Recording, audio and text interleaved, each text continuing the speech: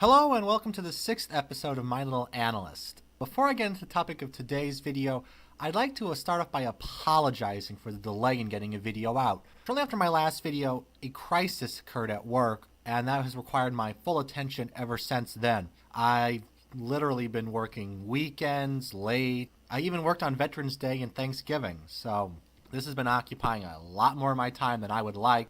I just haven't had the time to record a video and edit it and post it, so I apologize for the delay. I will try to be faster in the future, but I appreciate your patience, and once again, apologize for the delay.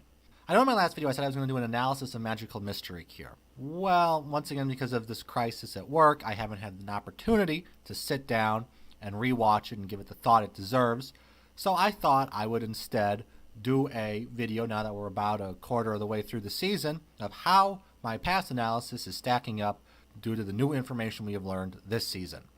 So we'll start with the history of Equestria. Most of it seems to have not been addressed. The big issue that has been addressed is Celestia and Luna's roles and their birth, and were they always alicorns or were they not? Clearly my headcanon that they became alicorns when they defeated Discord and or found the elements has been shot down. It is clearly not the case. However, this does not mean that they were born alicorns. I still maintain that they were born unicorns, and I think this for two reasons. One of which doesn't necessarily come out of any of the episodes, but it occurred to me as a result of Princess Twilight Sparkle, which was during the time of the three tribes, each tribe was responsible for something. The unicorns raised the sun and the moon. The earth ponies took care of the crops, they grew the food, and the Pegasi took control of the weather. So in modern Equestria, you have earth ponies in charge of food production, Pegasi in charge of the weather. Those roles haven't changed. But what are the unicorns doing? The unicorns no longer raise the sun and the moon. That is now what the princesses do. It seems hard to believe that the unicorns would have just voluntarily given up this role. Given the mistrust that existed between the tribes, I find it incomprehensible that the unicorns would have been approached and said, well, look, because these alicorns have been born, you're going to lose your special power. I just find that really hard to believe, that they'd be stripped of that which made them unique. Normally, whenever that happens in real life, that causes a revolt or a great deal of resentment and hatred, but you don't have that. The most logical way for it to have happened was the alicorns to be unicorns. It also appears, in Heartwarming Eve at any rate, that the unicorn royalty was in charge of raising the sun and the moon, which would factor into why Celestia and Luna are indeed royalty. However, there's a more fundamental point, which is they were clearly already princesses when they confronted Discord. Why would Celestia and Luna be princesses before the fall of Discord? It doesn't quite make sense. None of the tribes other than Unicornia had monarchies, and it seems hard to believe the other two tribes would have accepted monarchy. So they probably weren't princesses of the realm before that, and they just gained the power once they overthrew Discord. So why are they already princesses? Well, the most logical explanation is they were born princesses, that they were born unicorn princesses. That still seems to be the most logical explanation, and it certainly disproves that the idea that they were made princesses upon defeating Discord. However, I will say this is somewhat confused by Castlemania, where we learn Luna really enjoyed some of the slides and stuff that had been built in the castle. This suggests that she was on the younger side, but a lot of the trapdoors and stuff could only be accessed by winged ponies, which would imply that she was winged from a young age. Now, this could be the case.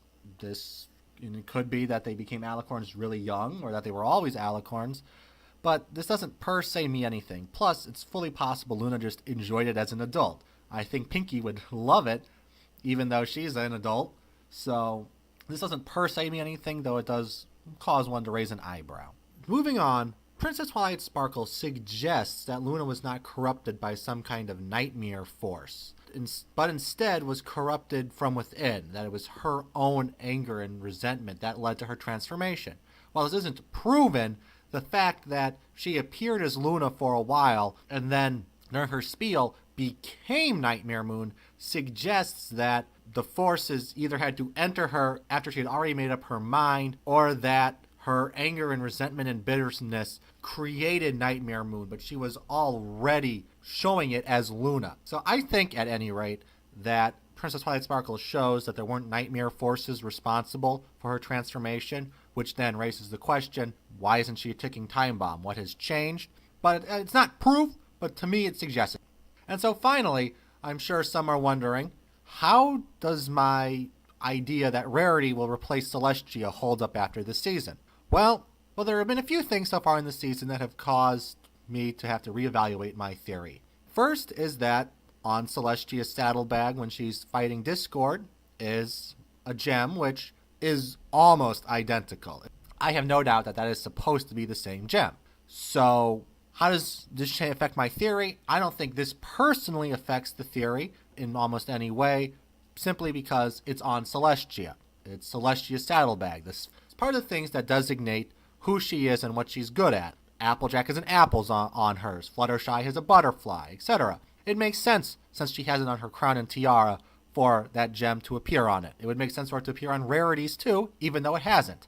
I think the most important thing about its appearance is that it shows that they have a model for it. And the fact that they have a model for it but don't use it other than on Celestia and Rarity's cutie mark makes it seem kind of odd and makes one speculate that there might be a special purpose to that. Particularly since in Power Ponies, we see Rarity, or Radiance, which parenthetically, when people think of Radiance, they tend to think of the sun, but since they all had different names that didn't necessarily have anything to do with their destinies, that's not necessarily important. But Radiance had jewelry, and this jewelry was highly reminiscent of Rarity's cutie mark. And all the ponies, in fact, had stuff on their outfits that represented their cutie mark. The important thing here is that isn't her cutie mark. It is highly reminiscent of, but it is very distinct. On a glance, it is supposed to look like it, but on a close examination, it is clear it is not her cutie mark.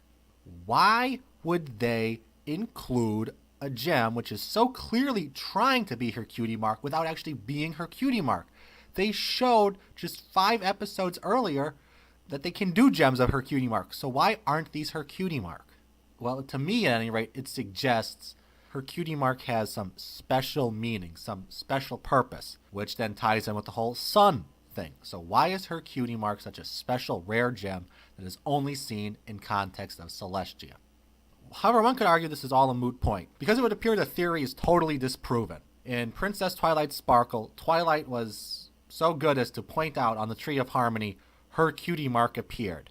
What she didn't point out, but attention was quickly drawn to it, was that Luna's and Celestia's was there as well. You had Luna, Celestia, Twilight's cutie mark all on the tree. It would seem to me, and I suspect most, that the fact that their cutie marks are appearing on this tree would have some symbolic significance. And that Rarity's cutie mark not appearing on the trunk of the tree should indicate that maybe she doesn't fit in with them, that these 3 belong here. Now I could argue, well, Cadence's cutie mark doesn't appear on the tree, but she's an Alicorn princess. But I'm not going to make that argument because I never said Cadence was going to replace Celestia. If Rarity's cutie mark did not appear on the tree, I would agree. My argument is dead. However, since her cutie mark does appear on the tree, I think my theory is strengthened significantly. Now, yes, it is true, her cutie mark does not appear on the trunk of the tree. However, if one looks at the leaves on the tree, they will see orbs that are in off-white in color with a sun-like pattern in light blue. The white is Rarity's coat color, the blue is her cutie mark color, and that pattern is identical to the internal pattern on her cutie mark. So it's not 100% identical to her cutie mark, but it's just as close as any of the others are to the cutie marks on the 3 princesses. I find it highly unlikely that this appearing on the Tree of Harmony is a pure coincidence. If it didn't appear, I would say my theory was sunk. With it appearing, I'd say this is very strongly supporting my theory. For such an important thing, I would imagine this would not be a pure coincidence. Maybe the pattern, though if it was just the pattern going off Celestia's, you'd also have expected some of them to have stars and moons on them. They don't. They all have this pattern. This, to me, seems highly unlikely to be a coincidence. I would have thought someone working there would have noticed this looked like her jewelry or Rarity's cutie mark. Considering how important this was for not just the episode, but apparently the entire season, one would think they'd have made sure they weren't implying things they didn't mean to be implying. So I think it is possible to be a coincidence, but the fact that it has that rare internal pattern and the color of her coat and cutie mark, I find that really unlikely to be a pure coincidence. For all these statisticians out there, I'd say the p-value has decreased dramatically. To me, so far, the season has shown that there's a reason gems of her cutie mark are not being shown. We don't know what that is yet. It doesn't necessarily have to be that she's going to become an Alicorn princess, but that in conjunction with the Tree of Harmony suggests to me that it is much more likely.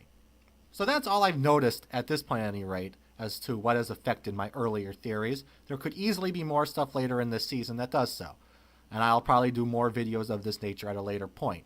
However, I want to throw out there for you guys to discuss. So now that we're in the middle of a season, what would you like me to do? Would you like me to continue doing analysis like this? Go and finally do Magical Mystery Cure? Or do my impressions on the episodes as they're airing? Let me know what you guys would like in the comments, and I hope you have a wonderful day and a happy holidays. So alright, until next time, this is Bon Bonaparte signing off. Thank you for watching. Goodbye.